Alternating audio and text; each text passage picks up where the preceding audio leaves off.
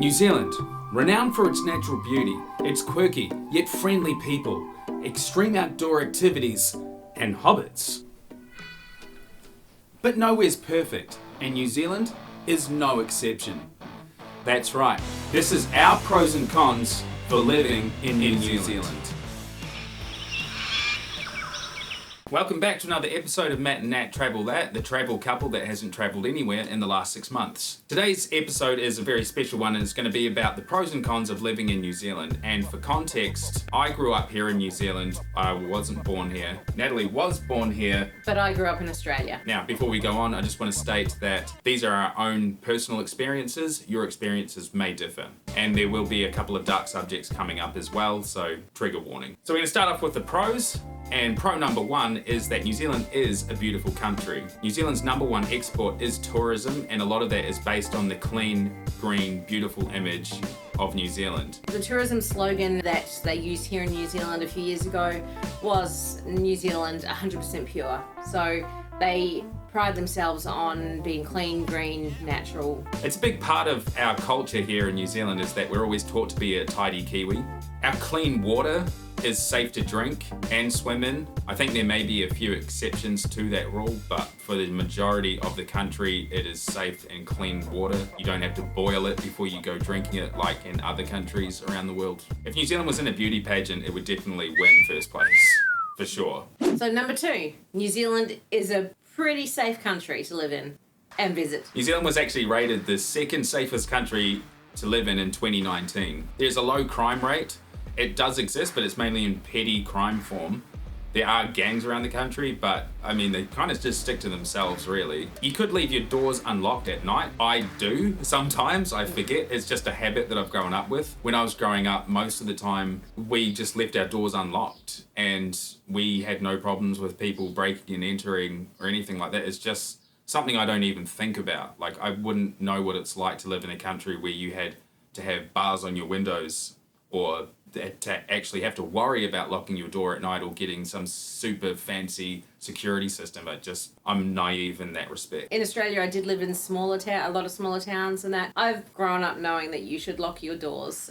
Even in summer in Australia, we'd have a screen door and we'd have that locked. Another thing that a lot of people might find strange is that our police don't actually carry guns. So we have an armed offenders squad. Yeah, in talking with that, a couple of years ago, there was an incident in Christchurch. You may have heard about the Christchurch shooting massacre. That led to the government banning semi-automatic and automatic weapons in New Zealand, and it was like a buyback scheme. Australia did a similar thing back in the 90s, was it? Yeah, and John Howard, the buyback scheme in Australia was because of the Port Arthur massacre. We don't have drive-by shootings here in New Zealand. The worst you're going to get hit with is a slingshot or a paper dart. Yeah, the COVID-19 situation is relatively under control here in New Zealand compared to a lot of other places around the world. So containment of COVID-19 has been exceptional.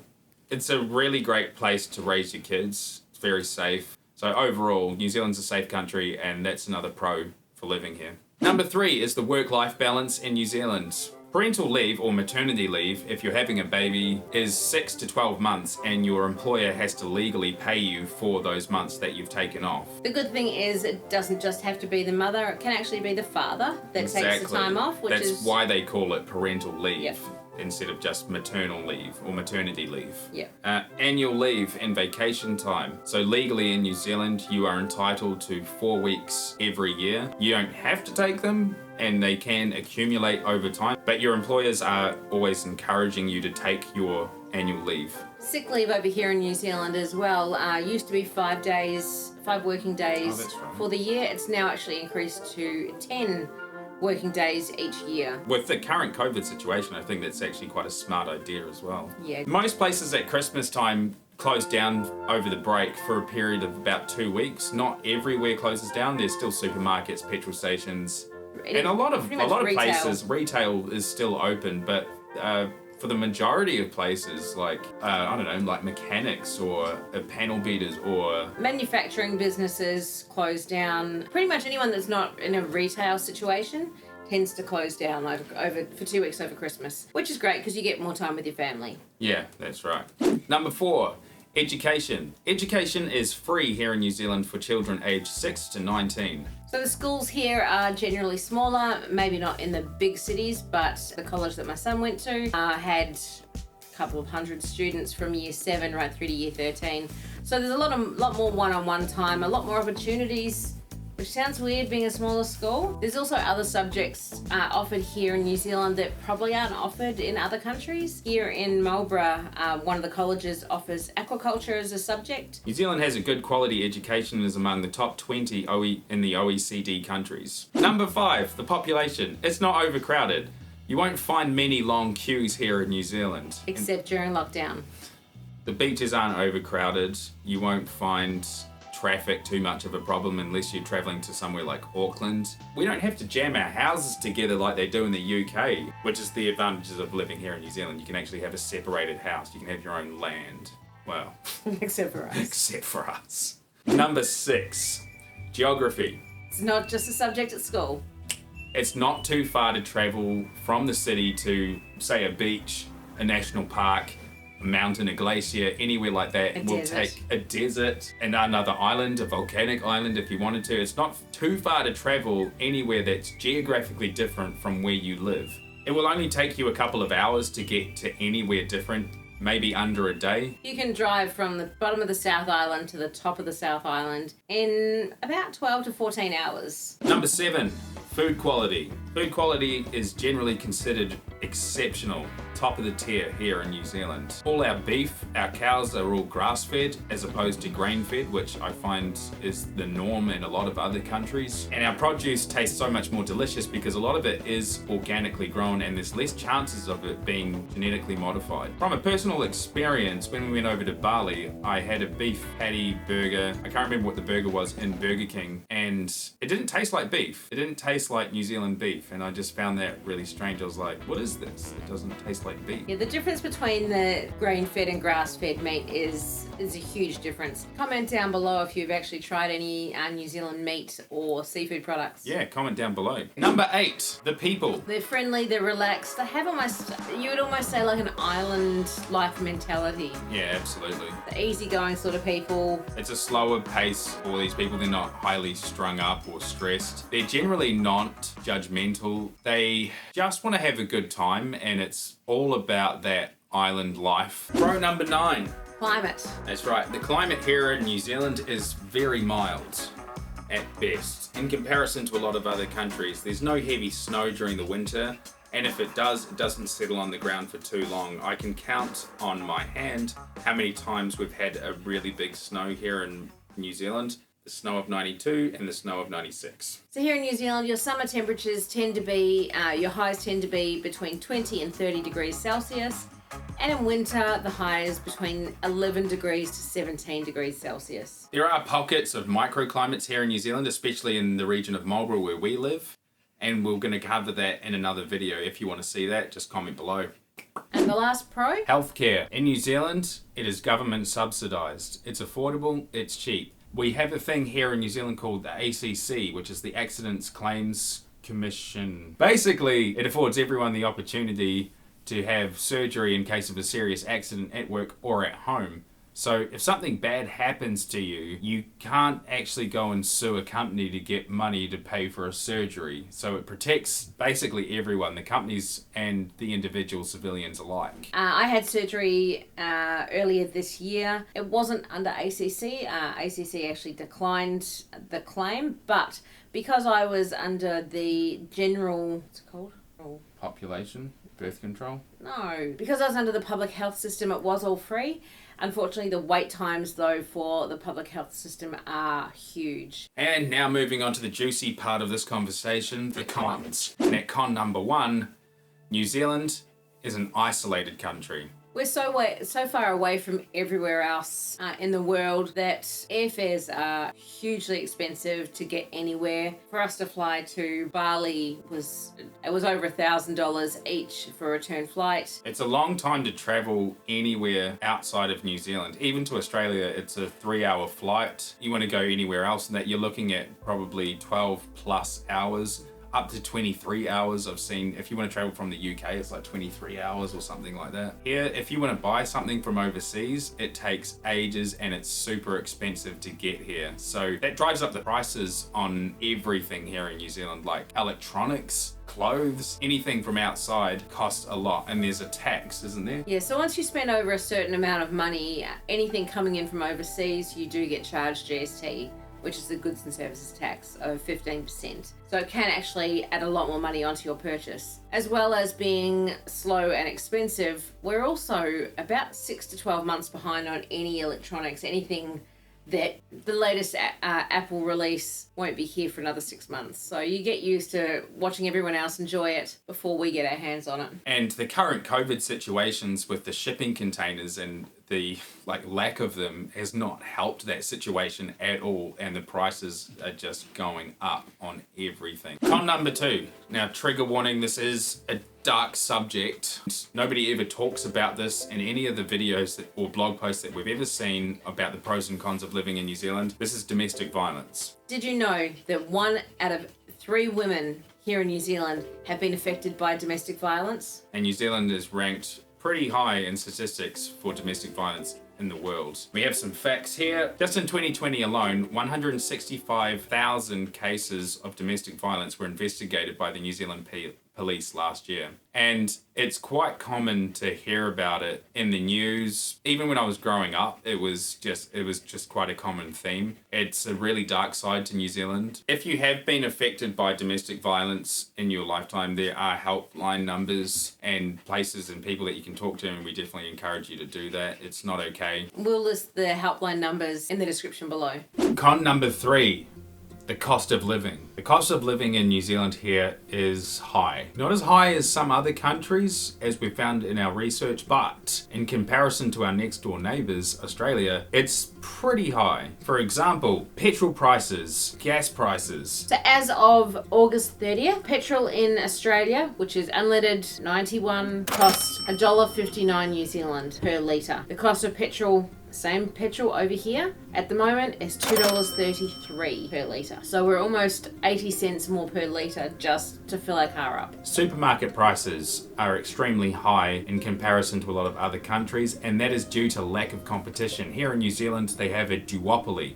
So there's 2 conglomerate companies that own a big part of the pie of New Zealand consumerism in terms of retail produce, supermarket stuff. It tends to, I don't want to say rip off the customer, but it's basically they've got the say in what the prices here of food cost in New Zealand. So if they say an apple is going to cost you $6.99 a kilo, then you've got no real competition and you just kind of have to go with it. In comparison, you could buy a bottle of Coke, a 2.25 litre bottle of Diet Coke for $3.99. So it's cheaper to buy soft drink than it is to buy fruit. Yeah, that's right. The internet prices here and data prices, especially for cell phone plans and things like that, are extremely high in comparison to a lot of other countries in our research. For example, in France or in Europe, you would not be expected to pay over $20 a month for a data plan, an unlimited data plan, especially for internet as well. Here in New Zealand, that's kind of like $20 is basically your starting rate. That's like the minimum you can go for. For example, for my phone plan is $20 a month, and I'm on the lowest rollover data, and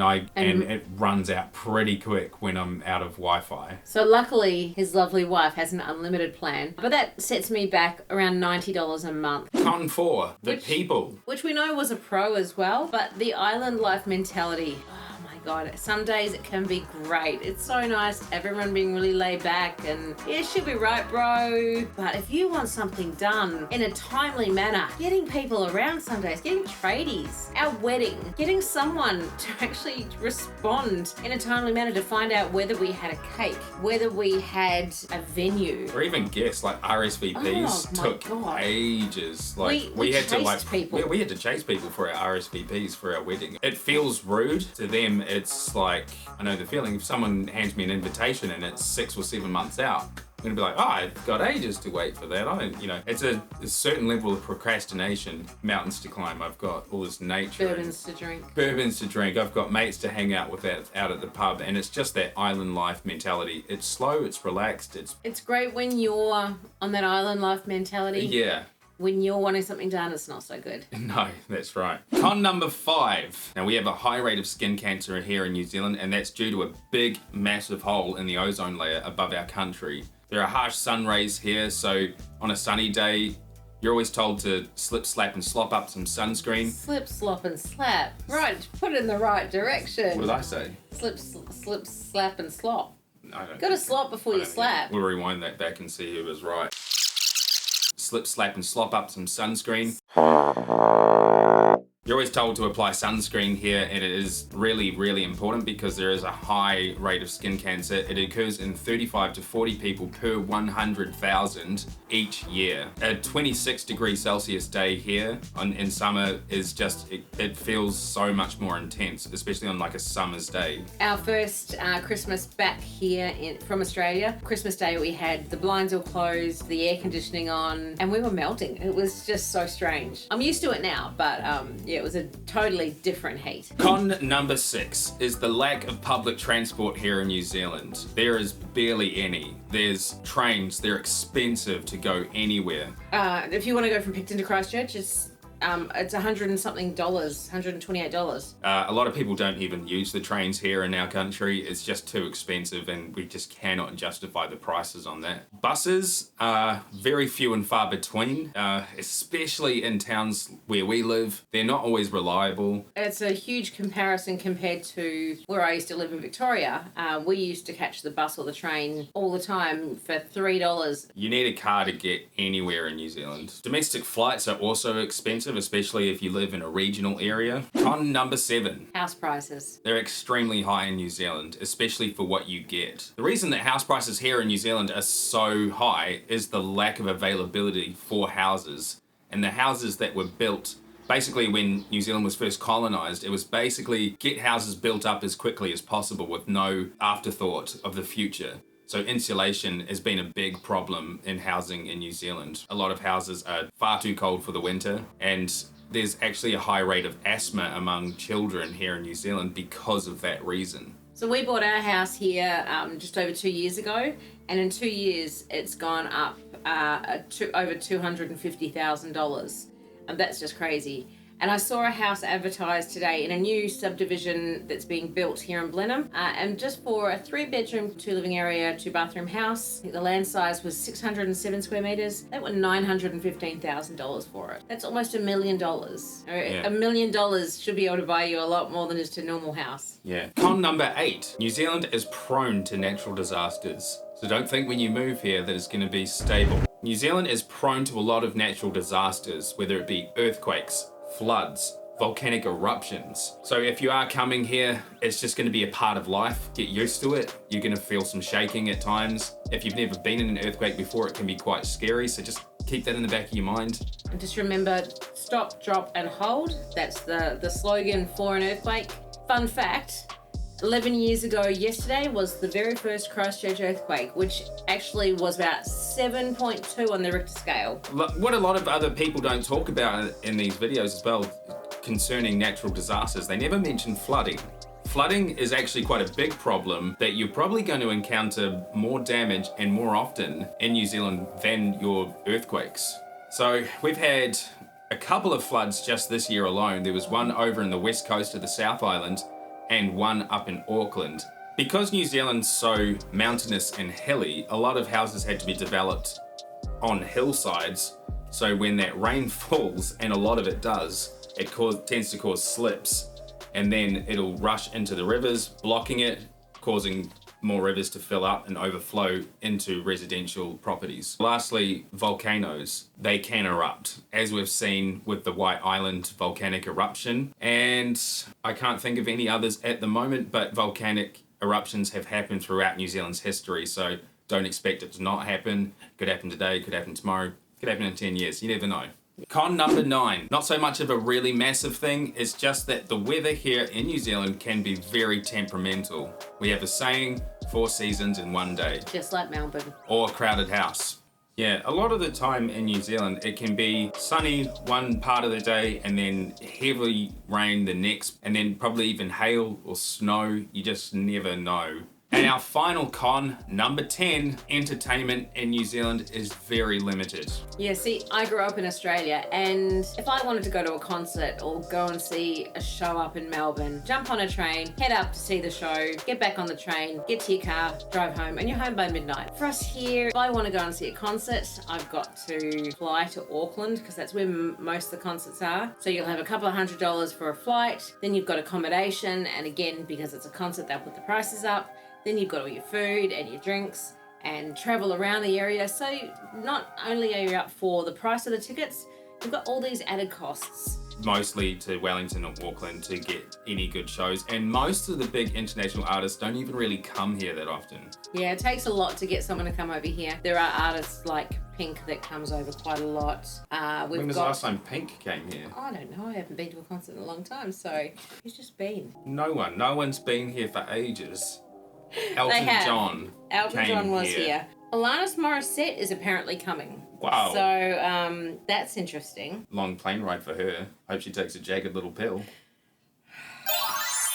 See what I have to put up with? And that is our pros and cons for living in New Zealand. Don't get us wrong, we love New Zealand. We really do. But nowhere's perfect. Exactly. Do your pros and cons differ for your country? Let us know in the comments below. And as always, if you thought this video was tight, leave us a like. This ain't no bribe. Please subscribe. And hey, what the hell?